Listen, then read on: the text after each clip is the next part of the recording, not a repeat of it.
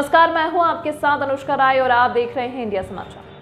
Ayodhya car Sevakpuram में शिक्षक दिवस के अवसर पर सिंगल फाउंडेशन उदयपुर की ओर से वैदिक शिक्षा भारत आत्मा वेद पुरस्कार का आयोजन किया गया, जिसमें उत्तर प्रदेश के यशस्वी मुख्यमंत्री योगी आदित्यनाथ जी के कर कमलों द्वारा पुरस्कार वितरण किया गया, जिसमें दक्षिण भारत से आए हुए विद्वान में श्रेष्ठ विद्यार्थी, श्रेष्ठ शिक्षक और श्रेष्ठ वेद विद्यालय को पुरस्कार के रूप में पुरस्कृत किया गया, जिसमें प्रथम पुरस्कार वेद विद्यालय को 7 लाख रुपए, द्वितीय पुरस्कार श्रेष्ठ शिक्षक को 5 लाख रुपए और श्रेष्ठ विद्यार्थी को 3 लाख रुपए से पुरस्कृत किया गया। इसमें पुरस्कार पाने वाले से सभी वेद विद्यालय श्रेष्ठ शिक्षक, श्रेष्ठ विद्यार्थी, दक्षिण भारत के लोगों को सम्मानित किया गया। ऐसा लगता है अयोध्या में विद्वानों की कमी नहीं है, जबकि अयोध्या में आचार्यों का भरमार है। महत्वपूर्ण बात यह है कि अयोध्या में कार्यक्रम और अयोध्या वालों को उपेक्षित किया गया। इस समाचार से अयोध्या से वरिष्ठ रिपोर्टर नीरज श्रीवास्तव, कैमरामैन कार्तिक श्रीवास्तव के साथ। वो भूल जाती है, वो नष्ट हो जाती है। भारत में के आसवक्ष शास्त्रों में छिपे अथाह ज्ञान को उजागर हमें करना होगा। समाज को जानना होगा कि आज की सामाजिक समस्याओं के निवारण के तरीके भारत के प्राचीन सांस्कृतिक साहित्य में हैं। शास्त्रोचित आचरण से ही भारत के चिरस्थायी विकास संभव है और यही भारतीयता।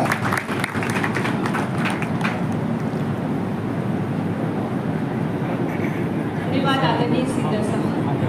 अब मैं निवेदन करती हूँ परम पूज्य स्वामी जी से कि वह अपने पुण्य विचारों से हमारा ज्ञान वर्धन करें। एक मिनट बस।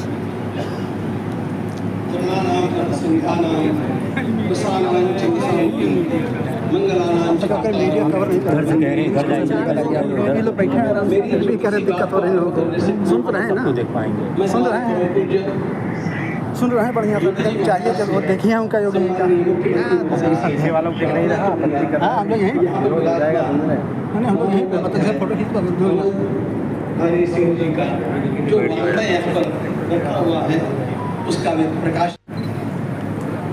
आप इधर रहने का मतलब यहाँ नहीं, कोई उस साइड जाएगी।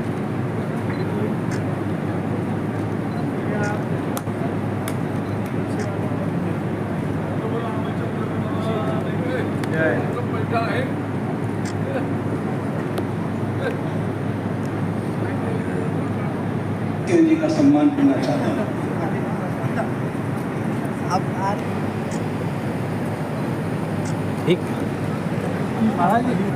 जिनके जीवन से असंख्य लोगों ने प्रेरणा लेकर के अपने जीवन को वेदमय बनाने का, राम भक्तिमय बनाने का और भारत माता की सेवा में अर्पित करने की प्रेरणा प्राप्त की। माननीय अशोक जी वो चेतना थी जो असंख्य कार्यकर्ताओं को निरंतर प्रेरणा देती रहेगी और उन्हीं के नाम से मंडित एक पुरस्कार दिया जाना था। तो उसका नामकरण कैसे हो, ये विचार जब मेरे सामने आया तो मैंने कहा एक ही नाम हो सकता है, भारत आत्मा। और भारत आत्मा पुरस्कार आज पहली बार इतने दिनों तक, इतने वर्षों तक वह प्रदान किया गया वैदिकों के लिए राजधानी दिल्ली में। लेकिन जब भगवान राम लला की प्रतिष्ठा हो गई तो हमारी सांस्कृतिक राजधानी अब अयोध्या ही है, यहाँ होना चाहिए। इस विचार से मैंने कहा अब स्थानांतरण कर दीजिए। अब हम लोगों को ये काम उत्कृष्ट वेद विद्या की श्रेणी के अंतिम चरण में पहुंचने वाले प्रतिभागी हैं श्री गुरुपल्ली कार्तिकेय जी शर्मा, श्री वेदांग मंदार जी शहरकर तथा श्री नारायण लाल जी शर्मा तथा विजेता है श्री नारायण लाल जी शर्मा। आपको आमंत्रित करती हूँ प्रमाण पत्र, पदक तथा 3 लाख रुपए की धनराशि सिंगल फाउंडेशन की ओर से ग्रहण करने के लिए तथा श्रीमती विमला देवी के पुत्र लगते हैं। आपने सामवेद की राणायणी शाखा से विद्या अर्जित करी है। आपने सामवेद का सांगोपांग अध्ययन करने का निश्चय। दोनों को भी मैं आमंत्रित करती हूँ।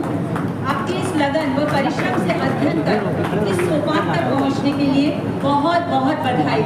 तथा तालियों के माध्यम से हम आपको शुभकामनाएं अर्पित करते हैं।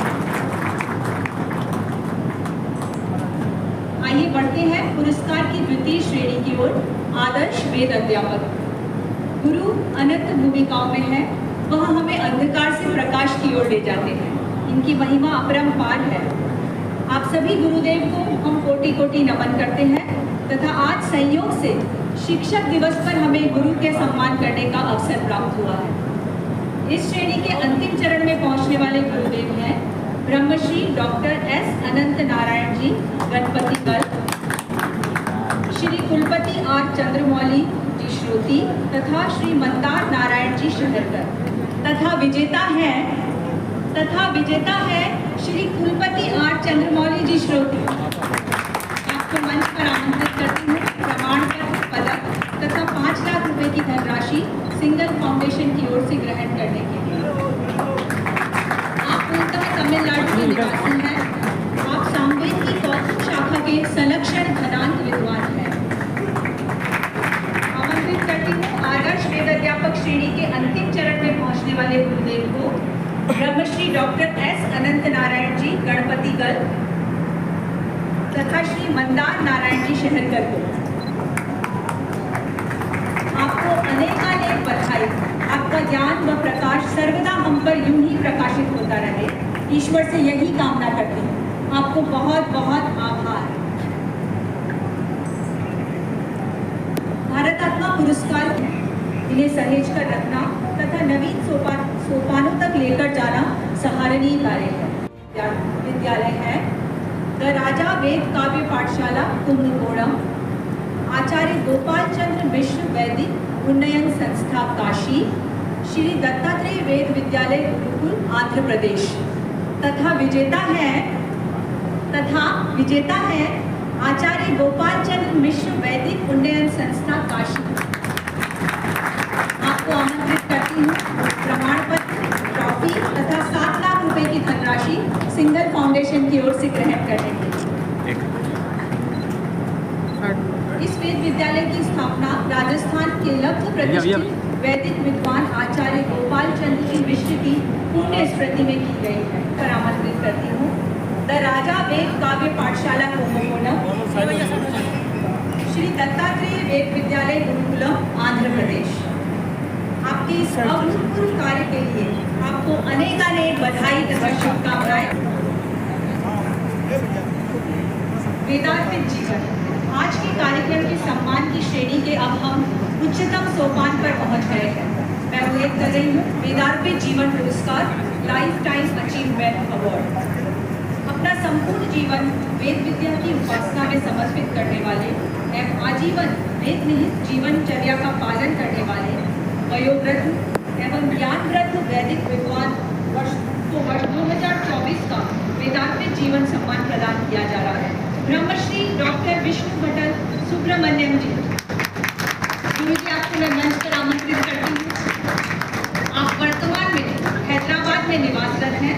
आप कृष्ण यजुर्वेद की 33 शाखा के विद्वान हैं।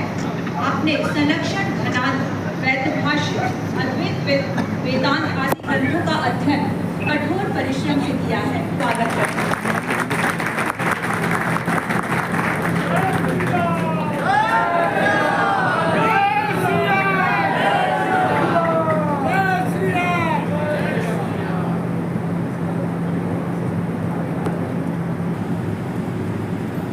जिनका सानिध्य प्राप्त हो रहा है, ऐसे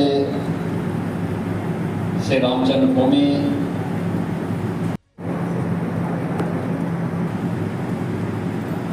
जिनका सानिध्य प्राप्त हो रहा है, ऐसे श्री रामचंद्र भूमि तीर्थ ट्रस्ट के कोषाध्यक्ष पूज्य स्वामी गोविंद देव गिरी जी महाराज, सदैव भैया जी जोशी जी,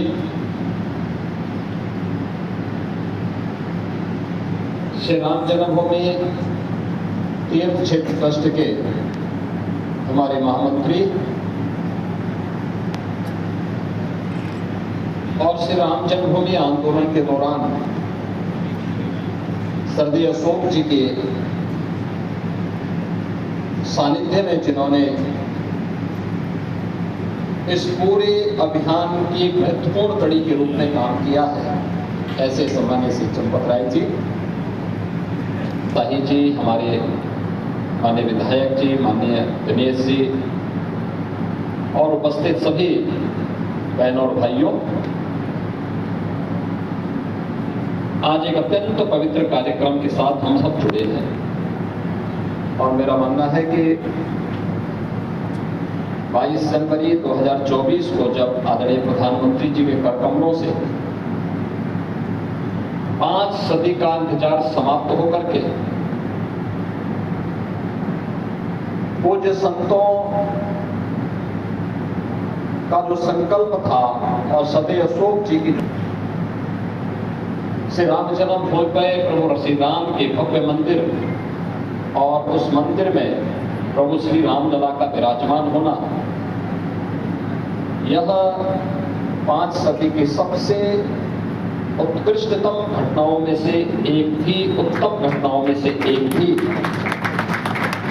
और आज उसी प्रकार के कार्यक्रम को एक नई कड़ी के रूप में अयोध्या धाम के साथ जोड़ा जा रहा है। इस समारोह के ठीक पहले सरदेव भैया जी के साथ में मैं तमिलनाडु से पधारे हमारे अत्यंत प्रतिष्ठित आध्यात्मिक संत स्मृति को और भी जीवंत बनाए रखने के लिए वेद पुरस्कार का एक कार्यक्रम यहाँ पे संपन्न हुआ है। मैं सबसे पहले जूरी के सदस्यों को, उत्कृष्टतम विद्यार्थी को, उत्कृष्टतम शिक्षक को और उत्कृष्टतम संस्था को इस पुरस्कार प्राप्त होने, भारत आत्मा अशोक सिंगल पुरस्कार उत्कृष्ट वेद विद्यार्थी को, शिक्षक को, संस्था को प्राप्त हो रहा है और पहली बार अयोध्या धाम में पुरस्कार दिया जा रहा है। और अयोध्या धाम में भी सरदेव अशोक जी की कर्म साधना की स्थली में दिया जा रहा है। इससे उत्तम दूसरा स्थान हो ही नहीं सकता है।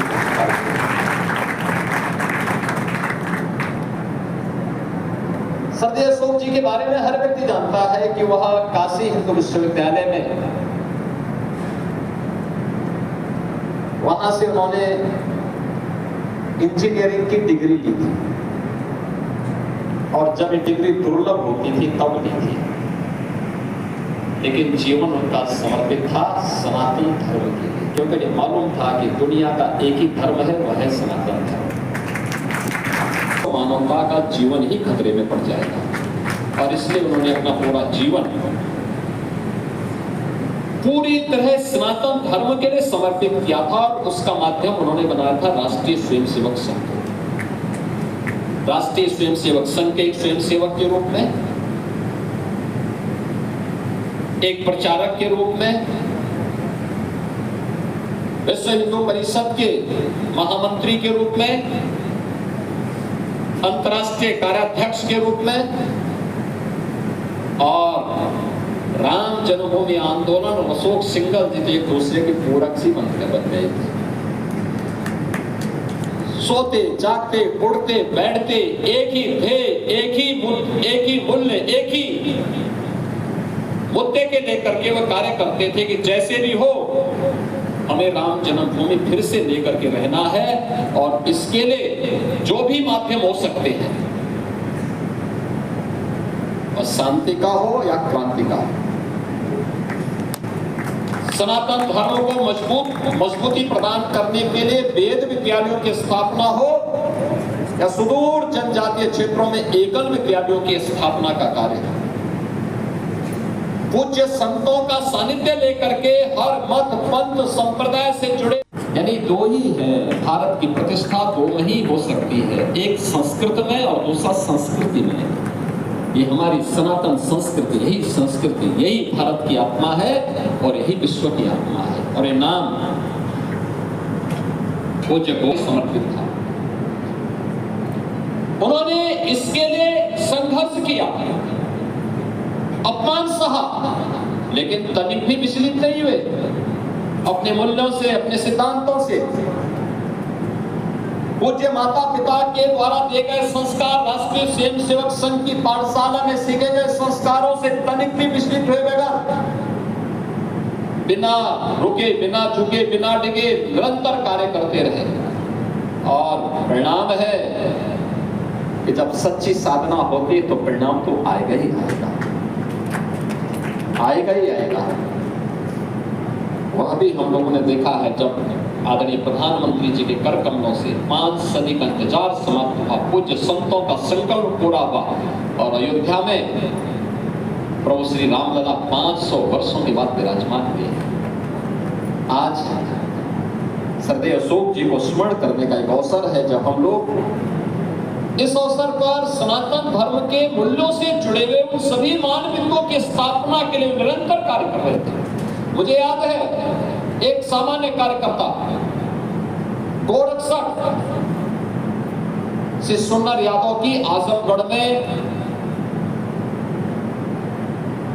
गौ तस्करों ने हत्या कर दी थी। आंदोलन में स्थानीय स्तर का आंदोलन था, तो मैं भी गोरखपुर से पहुंचा था। मैं औचक था कि मेरे पहुंचने के तुरंत बाद श्रद्धेय अशोक जी भी इस आंदोलन में आ गए। अरे गौ रक्षक की हत्या हुई है और ये कैसे हम स्वीकार कर सकते हैं। और वहां पर उस आंदोलन में स्वयं अशोक जी आए थे, उस गोरक्षक के घर गए थे और उसके परिवार को संबल भी दिया था। अपराधियों को फिर जेल के अंदर भेजने में उन्होंने उस समय आंदोलन को एक नई गति देने का काम भी किया था। इसके लिए पुरस्कार प्राप्त करने वाले उत्कृष्टतम वेद विद्यार्थी, उत्कृष्टतम वेद शिक्षक, उत्कृष्टतम वेद विद्यालय और जूरी के सभी सदस्यों को हृदय से बधाई और धन्यवाद देते हुए अशोक सिंघल फाउंडेशन को भी श्रद्धेय अशोक जी की स्मृति को वेद पुरस्कार के माध्यम से वेद शिक्षा की प्रचार प्रसार के लिए उनके संकल्पों को आगे बढ़ाने के क्रम में किए गए प्रयास के लिए हृदय से धन्यवाद और अभिनंदन करते हुए अपनी वाणी को विराम देता हूं।